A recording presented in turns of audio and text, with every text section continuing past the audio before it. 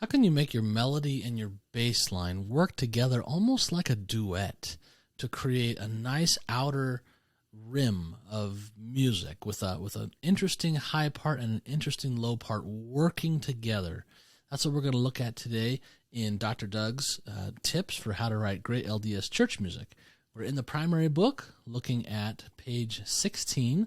A pretty unknown song, a song of thanks, but we're going in order through the whole primary book, so we're going to give each one a look. In this song, there's a wonderful little element that's an excellent composer gem to hold on to. We're gonna do a little what we call counterpoint analysis. Let me just explain that. So counterpoint is the combination of more than one melody. So in this little song, we have the melody on the top, and we have a sort of a secondary melody in the bass. Okay? And we're going to look at that throughout the whole song. What we're going to do is we're going to just name the intervals. So the first one, we have a C on top, and we have an A on bottom. That is a sixth. And then A to F is a third. And then G to C is a fifth. F to D is a third, another fifth, and a third. Okay, let's keep going. Downbeat on thank. We have B flat in the top and D in the bottom. That's a sixth, another sixth, and then a third. This is a compound third, meaning it's more than an octave, but we can still reduce it down to a third. And continuing, another third, G and B flat, another third, F and A, and then a fifth. Now, second line, top to bottom note, I have a third. Excuse me. I did that wrong at the very beginning. Good grief. That's a third. Sorry, folks. And another third there. And then C to G is a fifth. And a third. And a sixth. And a fifth. And a third. And D to B flat, we have another third, sixth, fifth, unison or octave. Okay, so why am I doing that? Well, I want to point some things out to you. The most common intervals in this piece between soprano and bass is a third or a sixth. And that's really great. Thirds and sixths work together so well. Here's what thirds sound like together. And here's what sixths sound like.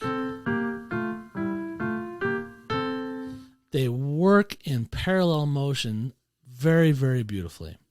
Now, you don't have to write your entire piece with thirds and sixths and outer voices.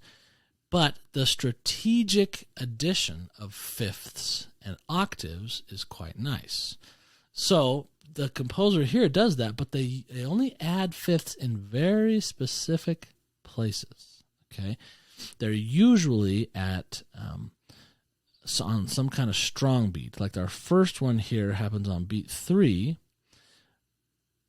and the next one we get 2 beats of it because we're preparing the tonic again. We're going like a 5-1 kind of a thing. So fifth, third gives sort of a cadential feel, or the end of a small phrase. Again, we end a phrase with a fifth. We have a similar strong beat fifth here. This one's sort of an internal beat 2 fifth, a rarity in this song.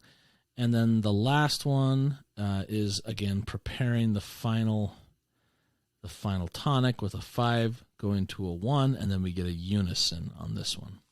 Everything else is a sixth or a third. Now, when we use fifths, we have to be careful. And when we use octaves between outer voices, we also have to be careful. Traditionally, you want to approach a fifth, like let's take this fifth. Let's zoom in here. Let's take this fifth right here, between this G and this C. That is a fifth. Now, typically, you want to enter that fifth in contrary motion, meaning the soprano goes one way and the bass goes another way. which occurs here, and that's very good writing. If you were to go into the fifth in parallel motion with a fifth moving down to another fifth, that breaks a primary rule of tonal music, and it stands out to the ear in typical tonal music as being wrong. You have to be careful because a lot of pop music is written using parallel fifths, but it works against the best types of harmony in a church setting for the most part. And that's, somewhat subjective what I'm saying as well. But traditional Western harmony, traditional hymn harmony for a sacrament meeting typically does not rely on what we call parallel fifths. There is a situation where that's a little bit different when you're using some of the techniques of modern composers like Debussy and Ravel. But for beginning to write your music, you want to approach your fifths usually in contrary motion. Now, here's another one, another fifth right here, this C down here and this G up here, where we actually approach these in similar motion. See, the soprano is coming down and the bass is going down. This is a very particular type of fifth where the soprano steps into it and the bass leaps into it. That's the one time when going into a fifth in the same direction works, if the soprano is stepping down into it and the bass is leaping into it. Okay?